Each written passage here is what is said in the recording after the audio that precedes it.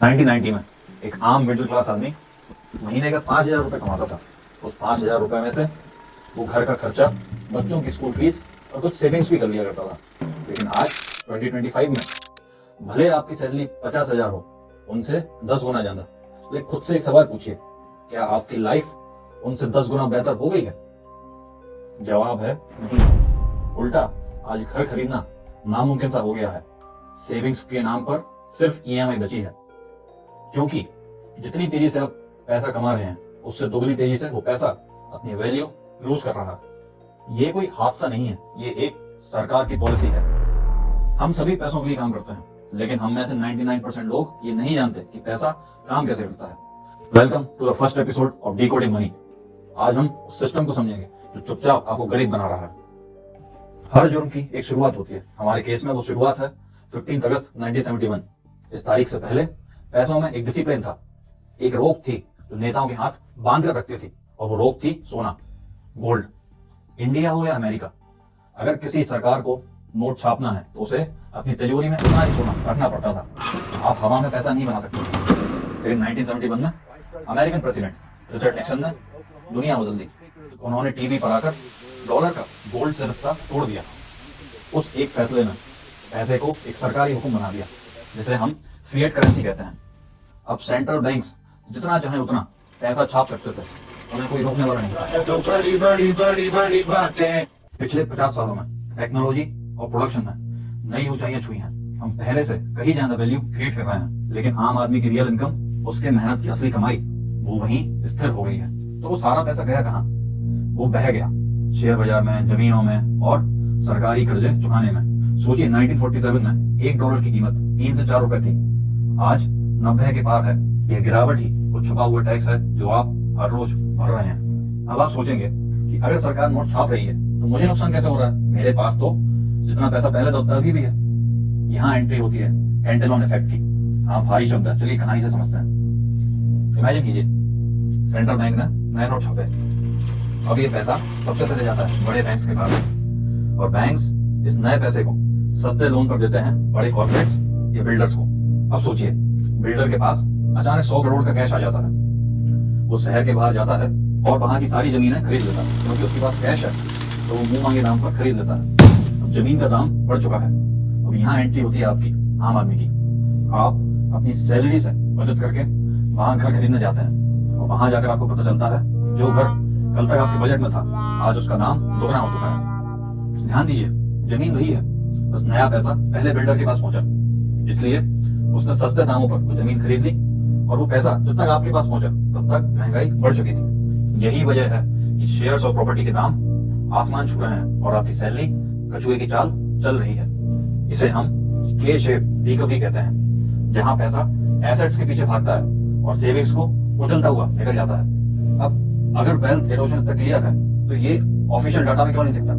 क्योंकि जिस स्केल से हम इन्फ्लेशन नापते हैं उसका नाम है CPI, कंज्यूमर प्राइस इंडेक्स, और उसमें कुछ फंडामेंटल चेंज किए गए हैं। पहला, सब्स्टिट्यूशन बायस, विकल्प का नियम। CPI मेथोडोलॉजी मानती है कि अगर एक आइटम महंगा होता है, जैसे पनीर, तो एक समझदार कंज्यूमर सस्ते आइटम पर शिफ्ट हो जाएगा, जैसे आलू। स्टैटिस्टिकल रिपोर्ट में महंगाई कंट्रोल में दिखती है, लेकिन इसका सीधा मतलब है कि स्टैंडर्ड ऑफ लिविंग गिर चुका है।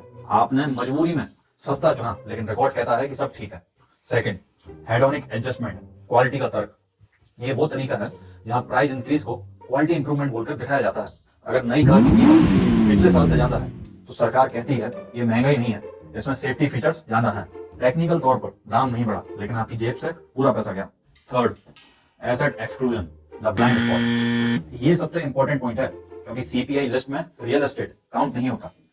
जब खाने पीने की चीजों के दाम महंगे होते हैं तो उसे इन्फ्लेशन माना जाता है, लेकिन जब आपके शहर में प्रॉपर्टी के दाम डबल हो जाते हैं तो उसे ग्रोथ मानी जाती है। दोनों हैं सेम चीज। रुपए की परचेजिंग पावर कम हो रही है, लेकिन एसेट्स को बाहर रखकर एक इल्यूजन क्रिएट करा जाता है, जिससे आम आदमी को लगे सब ठीक है, लेकिन उसके लिए घर खरीदना मुश्किल होता जा रहा है। चलिए अब रोमन एम्पायर का समय देखते हैं। उनकी करेंसी थी डेनारियस, जो उस टाइम पर प्योर सिल्वर से बनती थी। लेकिन जब साम्राज्य के खर्चे बढ़ने लगे तो वहां के राजाओं ने चांदी में सस्ते मेटल मिलाना चालू कर दिया। इसे इकोनॉमिक्स की भाषा में करेंसी डिबेसमेंट कहते हैं। धीरे धीरे सिक्कों में चांदी लगभग खत्म हो गई थी। मार्केट ने इस कमजोर करेंसी को पहचान लिया। सिपाहियों ने इस कमजोर करेंसी में सैलरी लेने से मना कर दिया। बिजनेस का सिस्टम टूट गया और यही कारण बना कि उस टाइम का सबसे बड़ा एम्पायर किसी बाहरी हमले से नहीं टूटा, वो टूटा अपनी करेंसी की कमजोरी से। आज पूरी ग्लोबल इकोनॉमी उसी मोड़ पर खड़ी है। आज सॉवरेन डेब्ट यानी सरकार का कर्जा इतना हो चुका है कि उसे ईमानदारी से चुकाना लगभग नामुमकिन है। इसलिए सेंट्रल बैंक के पास एक ही पॉलिसी टूल है, मनी प्रिंटिंग। अब यहाँ तक अगर कोई इकोनॉमिस्ट वीडियो देख रहा है तो उसका तर्क होगा कि मनी प्रिंटिंग सिर्फ वेल्थ ट्रांसफर करने का तरीका नहीं, ये इकोनॉमी को बचाने के लिए जरूरी है। इसलिए सेंट्रल बैंक्स लिक्विडिटी बढ़ाते हैं ताकि इकोनॉमी का पहिया घूमता रहे और स्टेबिलिटी बनी रहे। सुनने में प्रैक्टिकल लगता है और शॉर्ट टर्म में ये पेन किलर का काम करता है, लेकिन सवाल कीमत का है। हमने मंदी तो रोक ली, लेकिन वेल्थ इनइक्वालिटी को एक्सट्रीम लेवल पर पहुंचा दिया। नए नोट छापकर हमने आम आदमी की परचेजिंग पावर कम की और एसेट्स ओनर की कमाई बढ़ा दी। आपने कोई गलती नहीं की, आपने कोई रिस्क नहीं लिया, फिर भी आपकी वेल्थ समय के साथ कमजोर हो गई। आप सोच रहे होंगे कि सेविंग अकाउंट और एफडी का ब्याज इस नुकसान को कम करता होगा। फाइनेंशियल इकोनॉमिक्स का नियम बिल्कुल सीधा है। जब तक आपका इंटरेस्ट इन्फ्लेशन रेट को मैच या उसे बीट नहीं कर रहा है, तब तक आपका पैसा अपनी वैल्यू लूज कर रहा है। इसे इन्फ्लेशन टैक्स कहते हैं। आप सेव नहीं कर रहे हैं, आप अपनी वेल्थ पर एक छुपा हुआ टैक्स भर रहे हैं। द फिएट ट्रैप, यही इल्यूजन है कि करेंसी ही असली वेल्थ है। असलियत यह है कि फिएट मनी एक पिघलती हुई बर्फ है। इसे डिजाइन ही ऐसे किया गया है कि ये बर्फ पिघलती रहे ताकि इकोनॉमिक एक्टिविटी चलती रहे। इस सिस्टमेटिक रिस्क से बचने के लिए एक ही तरीका है, गेम्स के असली रूल्स को समझना। अपनी वेल्थ को बचाने के लिए उसे ऐसे फिक्स्ड एसेट में बदलना जरूरी है जो सेंट्रल बैंक्स कभी प्रिंट नहीं कर सकते। सब्सक्राइब करें दर्शन नायक बी कोर्स, क्योंकि सिस्टम से जीतने के लिए सिस्टम को समझना जरूरी है। मिलते हैं अगले एपिसोड में।